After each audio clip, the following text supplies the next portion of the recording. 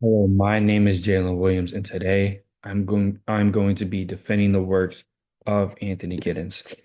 So here's my outline on how I'm going to do that. The first part, in defense of the theory of modernity, that was my title. Next, I'm going to give an overview of the theory of modernity. Then I'll give my defense using modern examples of why I think Anthony Giddens was correct in his theory and why I think he's not guilty of providing a false theory of modernity. Then I will give my closing statements and conclusion, followed by the references to where I got all of my information. Okay, so first I want to give some background information on what is modernity. Giddens refers to modernity as a mode of social life or organization. He said that when he looked at how these social lives changed between place and time, there was three factors he kept coming back to. Pace of change, which is how fast a society changes from one mode of social life to the next. Scope of change, which is a direct quote, it says, as different areas of the globe are drawn into interconnection with one another, waves of social transformation crash across virtually the whole of Earth's surface. What he is describing here is globalization. It's saying that when one civilization in one area changed from one mode of social life to the next, it impacted other cultures and other places and cause them to convert their social life as well. Finally, nature of modern institutions, which is the comparison between how current modern institutions are run society and their organization, comparing them to the institutions that ran society before them. And a final term I wanted to explain was post-modernity, which is when society begins to develop based off of different factors in the institutions of modernity, which creates a new social order. Okay. So, as for the institutions of modernity, Giddens said there was four of them: capitalism, industrialism, surveillance, and military power. He said these four institutions basically made up society and are all interconnected in producing society as a whole, and they hold each other up pretty much. So, as for the theory of modernity, the main points that I'm going to talk about today is time-space instantiation, disembedding, reflexivity, and the juggernaut. Time space distanciation. This was Giddens' way of saying that modern society and communication opened up the world for interactions. And he says that in pre-modern society, space and place largely coincide since the spatial dimension of social life are, for the most of the population, and in most respects, dominated by presence by localized activities, meaning that time and space ultimately determined if your ability to have an interaction with somebody or not. And he said all this changed, the shift to modernity changed at the time of invention of clocks and the creation of empty time. Empty time is basically his term for saying the separation between time and space for interactions. And for instance, I'm recording this video. Well, he said modern. Let me go through this first. He said the modern world tears away at this and that there's allows for that absent other for face-to-face interaction, meaning you don't really have to be there. For instance, I'm recording this at 7:43 p.m. You could be watching this at 1 p.m. tomorrow, 8 p.m. 3 days later. We're still having this interaction, and it's still our present. No matter what, it's my present, and it will be your present whenever you're watching this video. Okay, next is disembedding. These kind of go hand in hand, but think of disembedding as, well, I'll let Giddens describe it.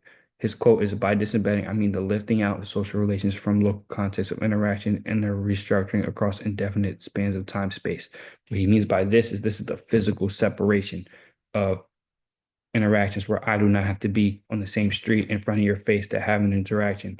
He said that the process of disembedding was done through two mechanisms: symbolic tokens and expert systems. He defines symbolic tokens as media of interchange, which can be passed around without regard to specific characteristics of individuals or groups that handle them at any time. So I think the most common example of symbolic tokens could be money or cash, because if somebody hands you money, you know what it is, you know the weight it holds, no matter what, and you don't have to have any like knowledge of money. In expert systems, he defines as systems of technical accomplishment or professional expertise that organize large areas of the material and social environments in which we live today. These expert systems are around us all day, every day, and we don't even acknowledge it. For instance, teachers, the education system is an expert system. We expect teachers to be expertise in whatever subject they teach. If you take your car to the mechanic, You expect the mechanic to be an expertise in cars. You expect him to not know how to fix a car or change an oil in a car. And he said that both mechanisms would require trust, meaning, I'll use the examples I use. Symbolic tokens, cash. This cash, when you get cash, you trust that that cash holds value. You trust that if you take a $20 bill to a store, that you'll be able to exchange that for $20 worth of items. Expert systems, the mechanic, you expect and trust that a mechanic will be able to fix your car because he just knows how to operate cars. Okay, reflexivity. Reflexivity was Giddens' way of saying how society figures out what they do and why. And he basically says that members of society reflect off of their actions and behaviors and social norms to change what they want to change in order to have society run smoothly. If something doesn't work, this is how they fix it. And they figure out something doesn't work through reflexivity. And the second bullet point includes monitoring of all human activity, societal peers, and one knows actions as well. That means that it's not just I'm reflecting on society, but an individual will reflect on his own behavior and actions as well. And the third quote, the reflexivity of modern social life consists in the fact that social practices are constantly examined and reformed in light of incoming information about those very practices, thus constitutively altering their character, meaning that individuals who reflected often change their character, behavior, belief system of society based off of how they felt after they reflected. And finally, the juggernaut. The juggernaut is the four institutions: capitalism, industrialism, surveillance, and military power. And Giddens describes a juggernaut as a runaway engine of enormous power, which collectively, as human beings, we can drive to some extent, but which also threatens to rush out of control and which could rend itself asunder. And what he means by this is we cannot stop it. And while we have some control, we do not ultimately decide if it works or not. For instance, capitalism, me and you, although it's small, we do have some impact on how the economy is ran by voting through how we spend our money. But ultimately, if the economy is successful or not for a given period of time has nothing to do with us in the big picture of terms. If it's going to fail, it's going to fail. It's nothing we can do about it. It's nothing you can do about it. Um, and he said that these two, if the juggernaut was going to fail, it was going to fail through two ways: design faults or operator failure. Design fault is when these institutions were created during their design, they were designed wrong, and that eventually, no matter what, they were going to fail. And it was inevitable. And operator failure means that there's nothing wrong with the design, but as the responsibility is passed down from person to person to run these institutions correctly, somebody who gets to the head of these institutions ultimately run it wrong and mess up and causes that to fail. And as a result, society fails as well. Okay, so in my defense of time, space, distanciation. Just a reminder, Giddens said that pre-modern times, no one could tell the time of day without reference to other socio-spatial markers. When was also when when was almost universally either connected to where or identified by regular natural occurrences. Again, interactions were based off of time and place.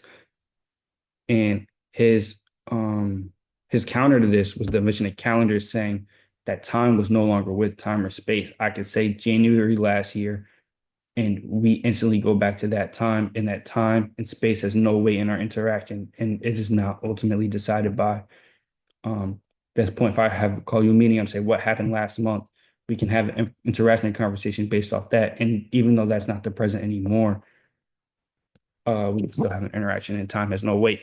My modern day example to how we beat this is phone calls. Obviously, not only does this take physical interaction out of it, but there's time zones from all around the world and it combats this. I call somebody in Russia. We're still in the present, but it's completely different times, yet we're still having an interaction to beat that. And I also said social media because social media or open the world as well. Because now not only do I not have to be there at the same time, um, I can now contact people across the world I don't even know. I can message somebody from Russia tomorrow, completely different time zones, opens the world. Yet that communication and interaction is still possible. Next is disembedding, which is again is the more physical separation of an interaction where I don't have to be there and use symbolic tokens and expert systems to do that. My modern example to defend Giddens is the online banking system because I think it's the perfect way to tie all of this together. The online banking system, you could log into your account, check your balance, transfer money, all that. You don't need any physical interaction. I could send my friend money and I don't need to text him or call him and tell him I'm sending him money and it happens. And the online banking system still uses the mechanisms of symbolic tokens, money that holds weight. I trust that if I send $1,000 to somebody, that $1,000 will hold the same weight uh, as it would for them. There's no common ground, or there is a common ground on what that value holds. And also expert systems, we trust the banking experts to be able to transfer money and keep our information safe without any fraud or illegality in that process. Next, my defense of reflexivity. So in the past, Giddens says that traditional cultures honored traditions and experience for generations, and then said in modern societies, practices and behaviors were not done based off tradition, but they're constantly examined. I think he's correct, and my defense of this will be the political affiliations of monarchy. In pre-modern times, and like monarchy, rule was just passed down through tradition and family. Where now political affiliations, there's debates. Even if you vote one way 4 years later, I feel like people reflect on if they believe that president was effective in their terms, and then and change their opinion, how they want society to look. They could vote the same, they could change, but they're constantly reflecting on whether their vote was valuable and if it did benefit them. Giddens in the book also referenced the Enlightenment, and I felt like that was important to bring up as the Enlightenment was a time of reflection, and again, since that was a transfer, you can argue from pre-modern conditions to modernity, where everything was reflected and society looked as art and everything is what we do and why we do it, and changed their beliefs. Okay, Defense of the Juggernaut. Again, the Juggernaut is the four institutions that he comes up with.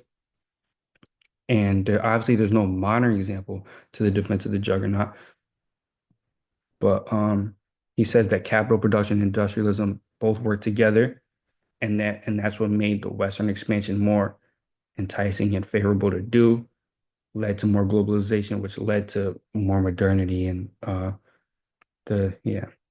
And then risk factor. He said it increased. I agree with him because again, we cannot control the juggernaut. We cannot control whether it works or not. We just have to trust in it. And with trust comes with risk. And we, the more trust we put into it that it'll work, the more risk that if it does fail, society and us, as we know, will fail as well. Okay. In conclusion, I define modernity. I went to the theory of modernity of disembedding, pulling the physical interaction out of relationship, or pulling the physical aspect out of interactions, reflectivity, society reflecting on their actions and why they do it, time space instantiation, the separation of time and space for interactions, and the juggernaut, the four institutions, um, capitalism, industrialism, surveillance, and military power.